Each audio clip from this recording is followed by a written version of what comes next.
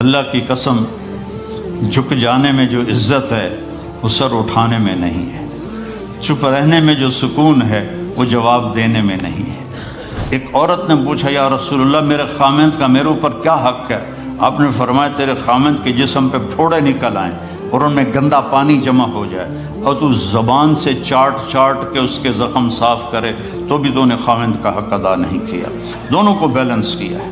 بہترین مسلمان وہ ہے جس کا بیوی کے ساتھ اچھا سلوک ہو۔ جب تک آپ کو صبر اور برداشت کرنا نہیں آئے گا آپ کی زندگی خوبصورت نہیں ہو سکتی۔ غصے کو پینا سیکھو، غصے کو دبانا سیکھو، غصے کے وقت چپ رہنا سیکھو تو آپ کی زندگی بڑی خوبصورت ہو جائے گی۔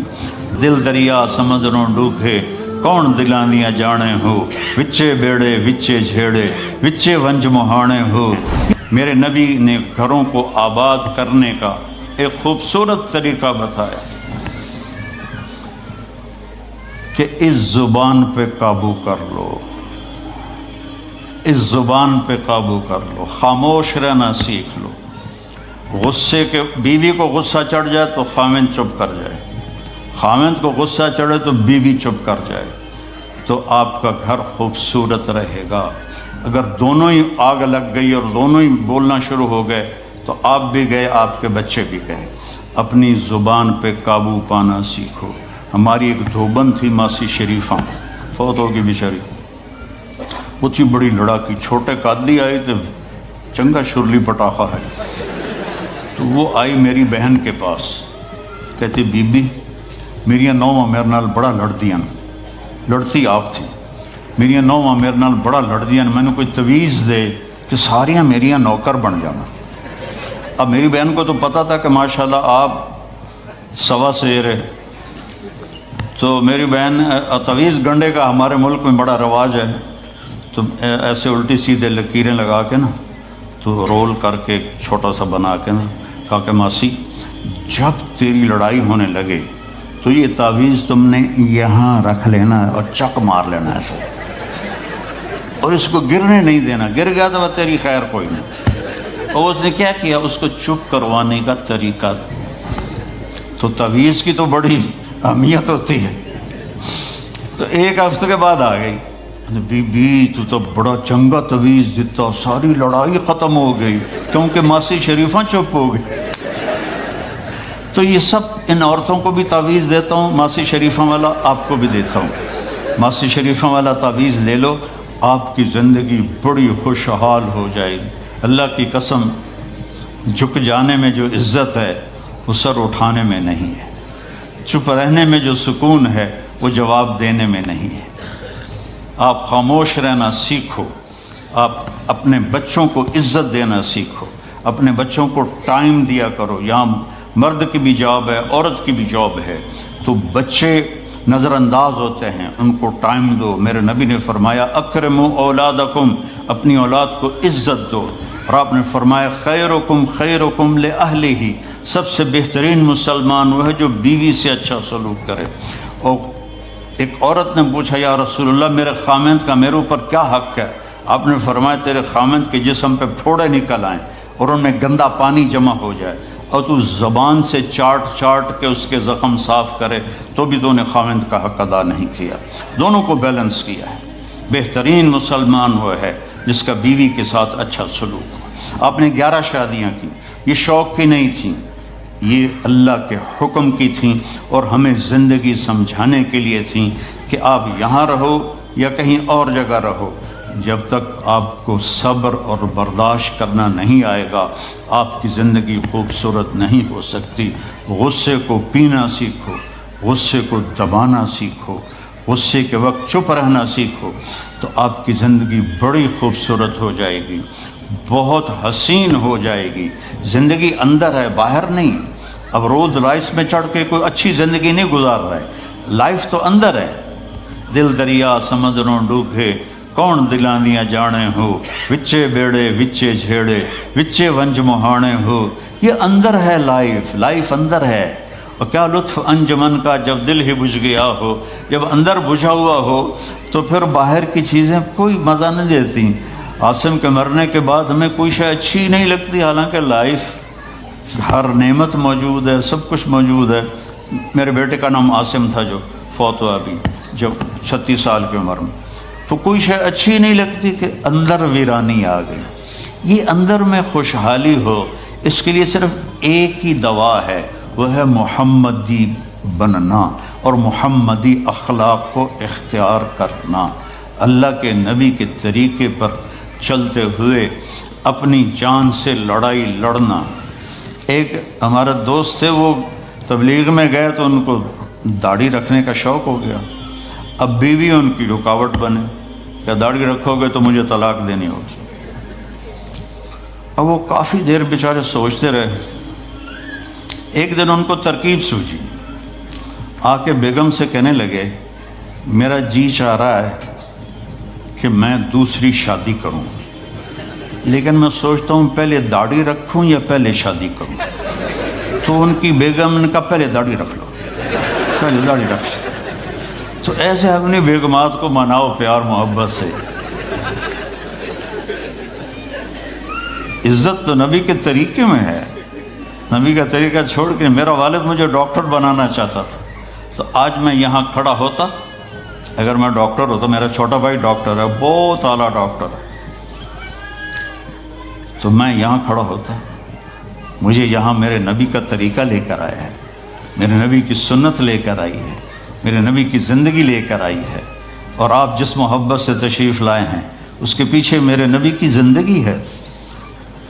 تو اللہ کی قسم عزتوں کا خزانہ ہے میرے نبی کی پاکیزہ زندگی۔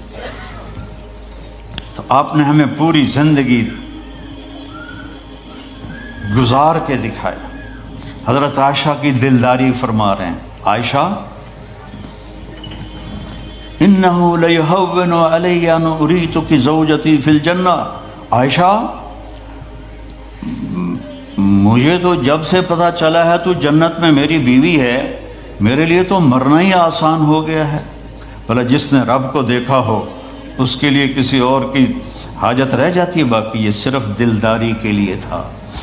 ایک دوسرے کی تعریف کرو، ایک دوسرے کے لیے اظہار محبت کرو۔ آج کا ماحول ایسا ہے، بیگم سے کہو گے آئی لو یو، کی خیرت ہے کی ہے، وہ تم سے کہے گی آئی لو یو تو تم بھی پوچھو گے خیرت ہے، کوئی چکر تو نہیں آ رہا۔ اظہار کرو، اظہار محبت کرو، اس سے آپ کے پاؤنڈنگ ہوگی۔ اولاد کو ماں باپ سمجھتے ہیں بس ہماری اولاد ہے، ہمیں ان سے پیار ہے، ان کو عزت دو، ان سے اظہار محبت کرو۔ ڈاکٹر عبدالحی صاحب ایک بڑے بزرگ گزرے ہیں، وہ اپنے ایک مرید کے ہاں کھانے پہ گئے تو پوچھنے لگے کھانا کس نے بنایا؟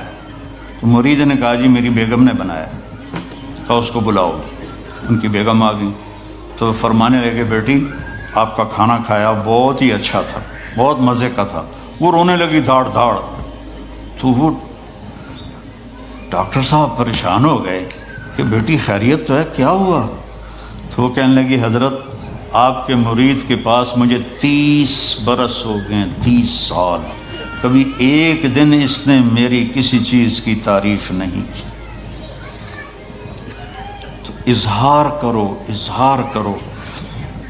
حضرت فاطمہ وہاں سے دروازے میں داخل ہو رہی ہیں، آپ کمرے میں بیٹھے ہوئے ہیں یا لیٹے ہوئے ہیں یا کرسی پر ہیں یا زمین پر ہے، جو ہی حضرت فاطمہ تھے تو ایسے تیزی سے آگے بڑھتے تھے، وہیں نہیں کھڑے رہتے تھے، اور ایسے حضرت فاطمہ کا ہاتھ پکڑ لیتے تھے اور اس کو یہاں بوسہ دیتے تھے، اور کبھی ماتھے کا بوسہ لیتے تھے، پھر ہاتھ پکڑے پکڑے ان کو ایسے لاتے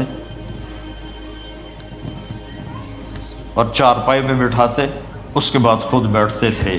یہ میرے نبی کی عزت ہے اولاد کے ساتھ۔ یہ عزت دو، وہ تمہارے رہیں گے، تمہارے بن کے چلیں گے۔